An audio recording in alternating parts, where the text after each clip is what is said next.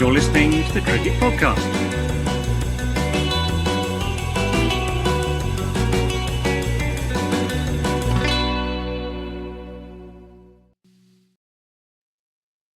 Welcome back, everyone, to the Cricket Podcast. A few people asked us where our quiz was. And the answer is I've been ill. I was at a funeral, and we couldn't get a date. But it's in the diary, so the quiz will be coming soon. Max, have you been preparing? You've had extra revision time this year. Extra revision time? No, I've not been preparing. I'll do I'll do it like I did my GCSEs and cram it all the night before. Good tactic. How did you do in your GCSEs? Yeah, I did all right. Not gonna. How many A stars? Complain. 10.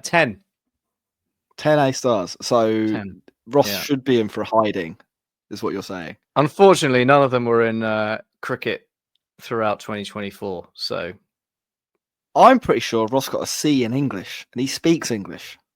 So you should absolutely. Are you going to do the wipe quiz in floor. English?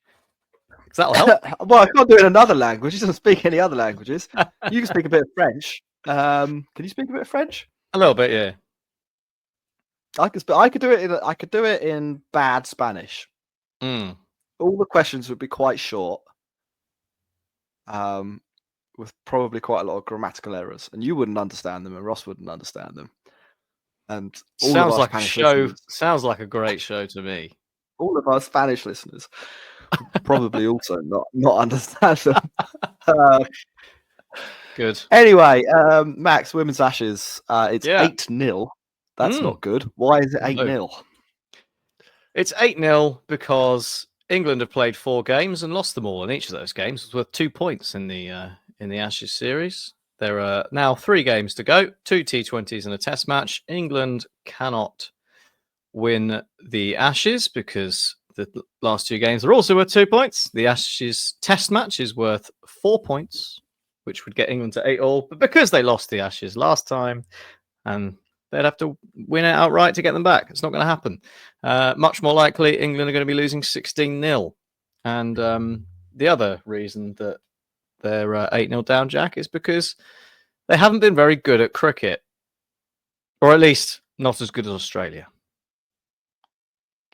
Yeah. Yeah, they have.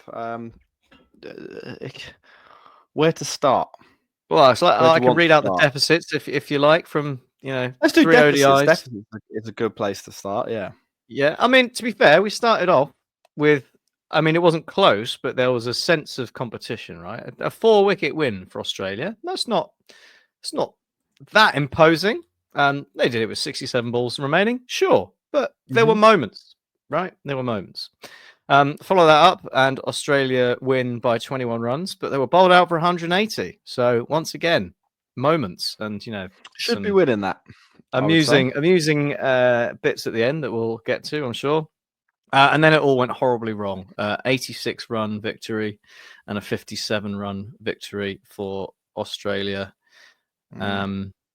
Both fairly damning results. And then obviously England melting down in the media to boot. So it's been a good old-fashioned Ashes, really. Like, it's nice, and comforting to see an England side go to Australia and not only get roundly beaten, but also have a bit of a meltdown outside the off the pitch as well.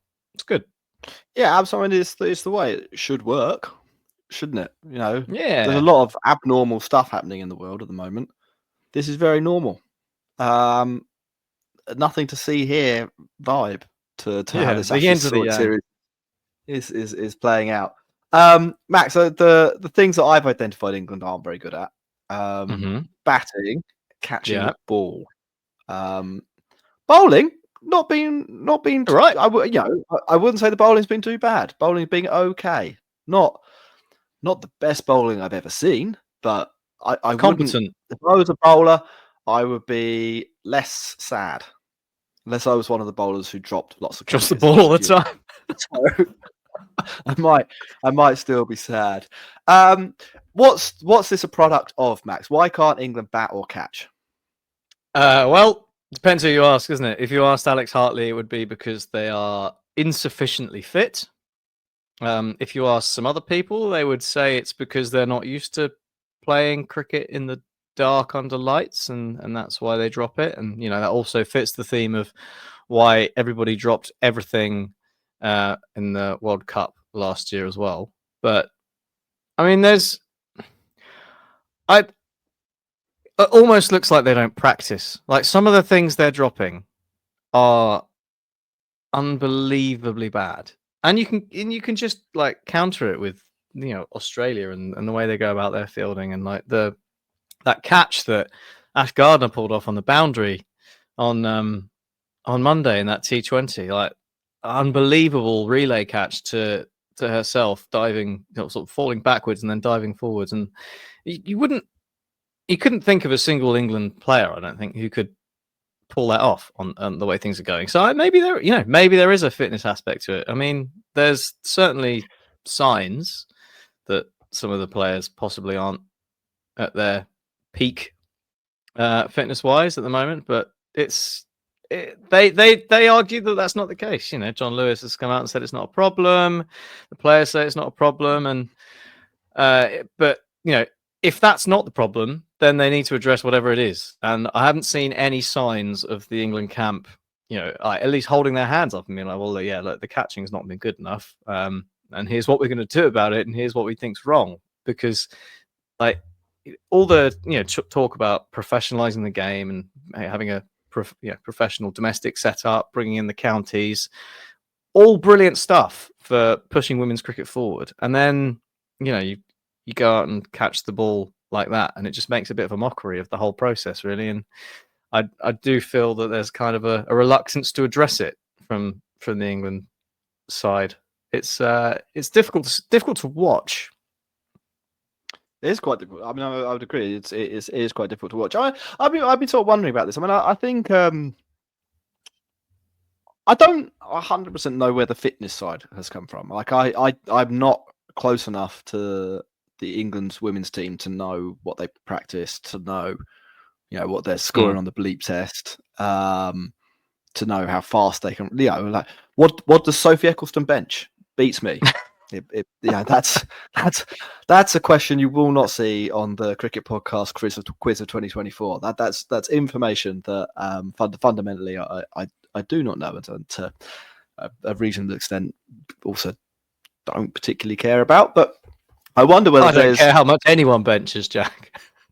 I wonder whether the fitness line is a little bit of a stand-in for they don't practice as much as some teams. So rather than I'm like, I'm sure they are pretty fit, to be honest. Like, I mean, if you were a pro athlete, I mean, you've not got a massive excuse not to be. I'm sure they are actually reasonably fit. Now Australia might be fitter, but I'm not sure I would necessarily have gone there. I do wonder whether the practice part is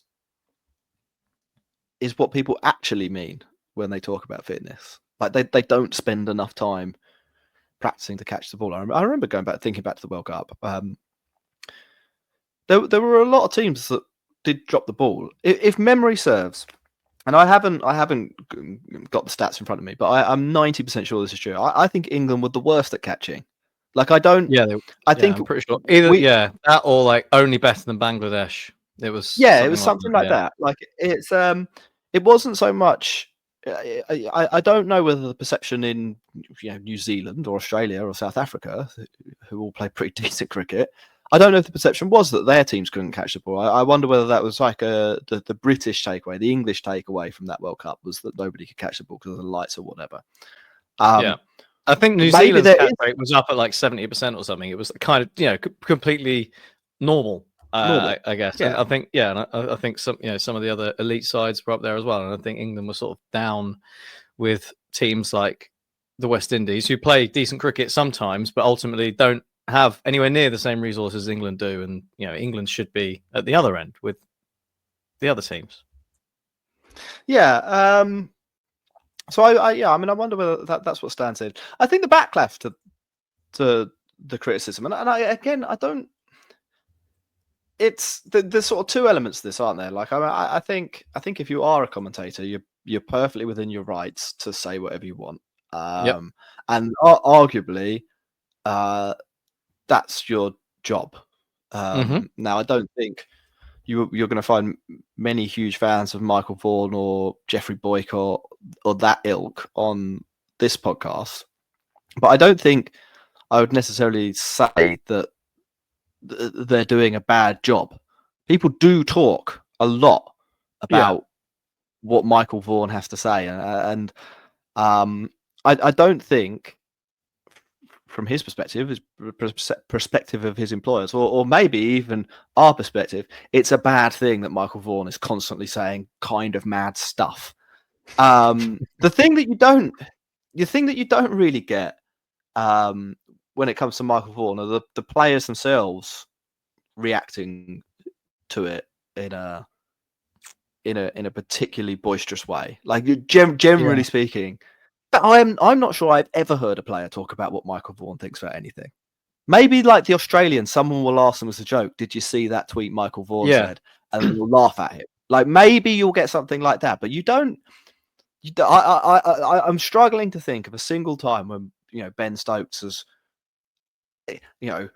had a Barney with Michael Ford over something that he said. Now I know it does happen a little bit. Jonathan Agnew will occasionally talk about it on TMS, how it's sometimes awkward to speak to the players after because they know that you've said something to them on a podcast or whatever. But like generally it doesn't go beyond that. And the other thing you don't really get is an argument about whether it's okay to say that the players aren't playing well. They very obviously are. So we've kind of entered this weird meltdown vortex where I'm not really.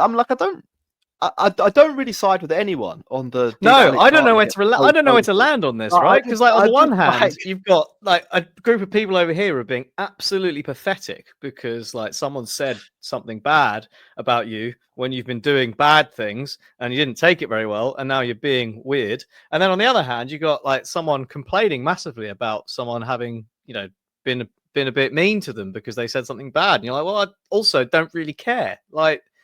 That's just the territory, and I'm just the whole thing to me feels again. It's like it's kind of awkward to see, and obviously Australians love it, so they're having a great time. An England side coming over and just eating themselves, but it's just again, it's all a bit like move on and deal with it, and think about why you're actually losing games of cricket rather than getting all because like when if you get all caught up in this stuff, that's not going to help you win games of cricket either. We've got to be focusing on trying to turn the series around and getting something out of it, like focus on winning that test match or winning these last two T20s. But discussing about I don't think it's helpful from the point of view of the media to be like digging out the players and be like, oh, they won't talk to me anymore. It's all a weird distraction, and it's odd. It's really weird. Like you're right. I don't remember ever seeing it. It's strange. Yeah. Well, the question is, I think, or one of the questions that's coming is it okay to complain about people being bad at cricket? Answer me that, please. I mean, I think it's fine to complain about it. I mean, I don't think it's it's a day job for some people. I don't think it's the most fulfilling thing you can ever do in the world, but I don't think you're hurting anyone.